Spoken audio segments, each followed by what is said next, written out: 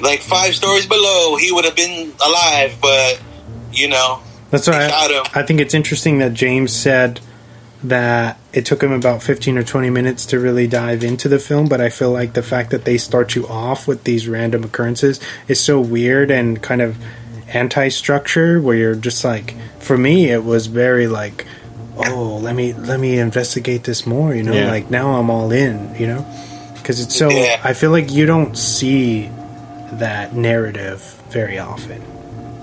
And so it just threw me off. I was trying to figure out where the story was going. And there were so many like different stories that didn't connect at all in the beginning when they're talking about it. And I'm like, okay, like what does this have to do with this guy falling off trying to commit suicide? I think, and then like I was saying, I think that those were put there to show you like these events happen and they create somewhat of a butterfly effect later in life. Yeah. You know, the way that these movies, so it's like, that TV host, how he molested his daughter, and then she later on met this, you know, this cop who became her savior. Yeah. That all happened because of this negative thing that happened, you know, early in her childhood. And I feel like that's what this movie is based on. It's like, what alternative path are you going to be set on when tragedy or something that's out of your control like happens? Basically, like, you have a choice right now to go a certain path or another path, you know? Yeah. I love that they show the struggle of that, and then they get to the path and take it, dude. Like, it was a good moment. Definitely good. There's definitely a lot of drama, but there's definitely a lot of good moments in this movie as well. Definitely have to agree. I actually I have, and it's only about 5 minutes. A Roger Ebert review for this film. If you guys want to check that out real quick. Yeah, let it rip. Now to Magnolia, which I think is one of the best films of the year, and certainly one of the most audacious, which is not exactly saying the same thing. It cuts back and forth between several stories that unfold in a rainy Los Angeles, where fathers and children are at war, where love seems impossible, where everyone seems to be half into show business, and where everyone seems to be half dead. One story involves a cop, played by John C. Reilly, who falls in love with a woman without seeing her clearly enough to realize she's strung out on drugs. She's played by Melora Walters. You don't know how crazy I am. It's okay. I've got troubles, okay? I'll take everything at face value. I'll be a good listener to you. I started this, didn't I? Whatever it is, just say it. You'll see. You want to kiss me, Jim? Yes, I do. Another story, Jeremy Blackman plays a little genius who's under tremendous pressure to win on a game show. Are we going to continue with this game? Yes. Hey, look at me. Look at me. You are 2 days away from this record. Okay? Nobody's ever done that. You get through this, I'll get you anything you want. Anything. Another story, the host of the game show, played by Philip Baker Hall, is dying of cancer. I have about 2 months. I have no time. It's in my bones. I don't have a chance. Oh. And still another thread, Julianne Moore's elderly millionaire husband is dying, and she's filled with regrets. Philip Seymour Hoffman is the old man's nurse. Yeah, I'm going to turn away and walk away and not look at him and not see my man, my Earl, and tell him it's okay. I'm okay.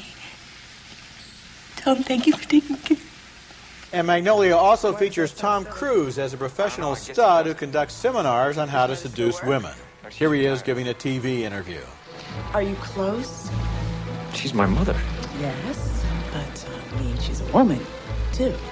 So, you know, how does she feel about seduce and destroy? I mean, what does she say? Well, she says, you go get him, honey. All of these stories are compelling, and some of them are funny, and some of them are very sad. Despite cutting back and forth between them, Anderson is able to build up an uncanny amount of tension and dread in this movie. Magnolia is an urgent film. It's long, but it hurtles ahead through fears and dreams, and then, toward the end, there's a scene of transcendent wonder. A scene so unexpected and arbitrary and inexplicable that it pulls the rug out from under our traditional ideas of narrative and shows that the best laid plans of frogs and men go off the stray. I am so amazed by what you're saying about this movie because it almost seems as though You liked it. I loved it. It's on my list of the 10 best movies of the year. Oh, incredible. I'll give you this. Okay. I thought it had a good cast. Yes. I think it has a good filmmaker, Yes. worthy themes, parental neglect, the way it damages children and families, but the film is a mess. I really thought that all of these stories would have come together in some sort of unexpected, synergistic way. There would have been some sort of epiphany Joyce, at the end. that's the And these whole stories don't point. come together, and we're led to think that they will based on the initial little That's what I encapsulated was gonna stories say. at the beginning of the That's film. the whole point about the beginning of the film, where we have Ricky Jay narrating this little story about urban legends and strange coincidences and threads that come together and so forth. Exactly. In order to show you at the end of the film that instead of everything coming together the way you're led to think they will, something utterly unexpected can appear out of a clear blue sky. Utterly ludicrous. I will only call this No more ludicrous a than anything else. climax of biblical proportions. Yes, but that has should actually be- happened. It should be. It may have happened. Yes, it actually has happened. It should be a transforming event. What it transforms at the end is our expectation that every movie has to be dead in the water and be predictable and be formulaic and in the way we expect it to. This movie is certainly- alive and free to surprises. It makes no sense. And we're back. She was being a little hater, bro. Yeah, I was about to say, she just answered everything about the movie. But it's a mess. That's funny. That's a good interview. Or what is it? Just the Roger Ebert, like a review. Review, yeah, a good review. I don't know. I never seen that lady before. I don't know what she was. Maybe she was filling in for. Like, is she like a critic, maybe, for or some Siskel. sort? Yeah, no, yeah, of course she is. But I'm saying, like, as far as for like Ebert and Roper or Siskel and Ebert, like maybe that was after something, whatever happened to Siskel. She filled in for a while because I'd never seen her do like any reviews with him before. That's the first one. I like how she's like, it sounds like you like this movie.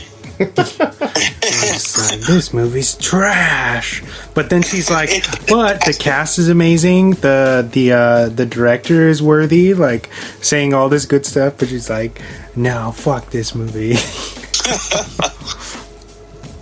Maybe she didn't like the themes, or she did like the themes. She admitted that.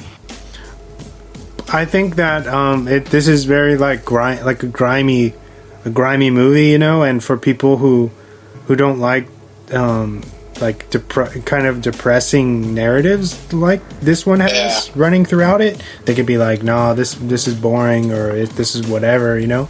Like that's why I said it's not going to be everybody's cup of tea, just like anything. Yeah, you know what I mean. Yeah. Like you have to really like this style of film. So of course you're not going to dig it if it's not your thing, but it's definitely like geared towards a certain audience for sure. I would say. I would say if you want to get into filmmaking and actually writing, you should watch this movie. Mm-hmm. Just like Memento, you should really watch that movie. These are movies that are well layered and well paced, and also give a great story to follow through. So if you are thinking about getting into the film industry or anything, you should study some of these stuff, some of Paul Thomas Anderson's stuff, because he is a tremendous writer and a tremendous director as well. Yeah, one of the for our generation, one of the greats still working right now. Yeah, you know. There Will Be Blood, Boogie Nights, Phantom Thread, The Master. Yeah. Hard 8. There's tons. He's done great Boogie stuff. Nights. Of course, Boogie Nights. Yeah, very deep, in-depth movies, dude, that he can make, for sure. Always top of the line, dude. What would you guys give this as a rating? For me, I would say it's a 9. Like from a filmmaking aspect, it's something that you strive to do. Yeah. 9.5. 9.5 for me. Like a 5 out of 5, bro, but it's a 9 out of 10. You know what I mean? Like. I was like, am I gonna get an explanation? I think it's because, like James or what Wes said, is that this movie doesn't have the taste that everybody's looking for. You know what I mean? Like, oh yeah, for sure. So definitely for the people like us, 5 out of 5, dude. But like for a broad generalization of a movie, a 9 out of 10. You know what I mean? Yeah. So that's why I said that. Oh, nice. What about you, James? I'd probably give it a 3. No, I'm just kidding. No, I'd probably give it like an 8. Okay. It's very solid. 3 hours, huh? a very solid movie. Very solid. But yeah, to me, I mean, it's not. I wouldn't say like this is. I would watch this all the time, or is this something that I would watch every couple of maybe like once a year? Maybe not even that, but I'd probably watch it. I'd probably watch it again if I don't like. I watch it by myself, so I know Alyssa hasn't seen it. So would you buy it? My grandparents owned it on VHS. I don't need to buy it. No, but excluding that your parents already have it, would you buy it? Would I buy it? Maybe if it was on like a bin somewhere. I'd buy it for the cult classic, dude. Like if it was on sale somewhere, yeah. But I wouldn't. I mean, it's this 99 movie, so it'd probably be in like the $7 bin at Walmart. It's the best year of film. Yeah, the 99. Yes, that's very true. Criterion Collection all day. Mm-hmm. Do we have a Swan fact, sir? Yeah. You guys want to hear some facts? Oh yeah. I got a few for this. Swan facts. All right, you guys there? Yeah. Okay. So Anderson actually wrote most of his screenplay while in seclusion of a cabin in Royal, Vermont. Said cabin was actually owned by Magnolia star William H. Macy.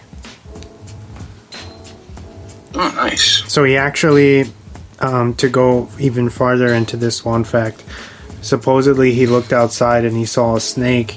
So he refused to leave because he was afraid of being attacked by the snake, which made him stay there even longer. And he kind of plowed through his whole manuscript very fast based on that freak kind of occurrence. Anderson was also very inspired by musician Amy Mann, as you can hear several tracks of hers through the film. They even do a little scene where they're singing along to the track, which is that was weird. It's pretty. Anderson was very unhappy with the New Line poster art and their trailer, so he went and cut his own trailer and created the poster of his own, and that's what we got. Nice. The character of Earl Partridge, who is dying of terminal cancer in the film and ends up being the estranged father of Frank Mackey, aka Tom Cruise. This troubled relationship is actually based upon the director's experience with his own father while on his deathbed. Wow. Dang.